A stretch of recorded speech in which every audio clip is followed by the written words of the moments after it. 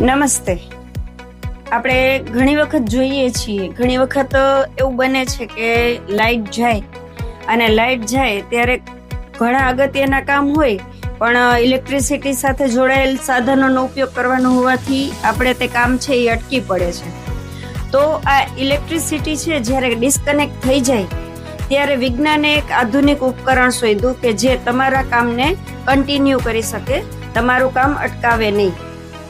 તો એવું જે એક સાધન જનરેટર કે જે ઈંધણનો ઉપયોગ કરી અને વિદ્યુત ઉત્પન્ન કરી શકે છે.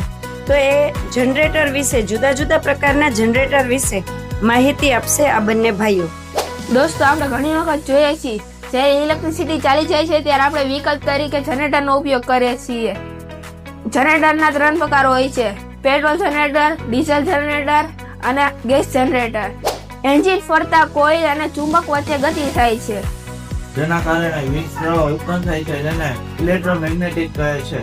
ડીઝલ જનરેટર મોટા પાવર માટે ઉપયોગી, ફેક્ટરી, હોસ્પિટલ, ઇંધણ ખર્ચ માટે. પેટ્રોલ જનરેટર નાના કામ માટે ઉપયોગી, દુકાન અથવા ઘર માટે ઉપયોગી થાય છે, અવાજ વધારે કરે છે. ગેસ જનરેટર ઇંધણ તરીકે ગેસનો ઉપયોગ થાય છે, ઓછું પ્રદૂષણ કરે છે. એલપીજી, સીએનજી, બાયોગેસ, નેચરલ ગેસનો ઉપયોગ થાય છે, શરૂઆતનો ખર્ચ વધારે હોય છે. અસ્તુ.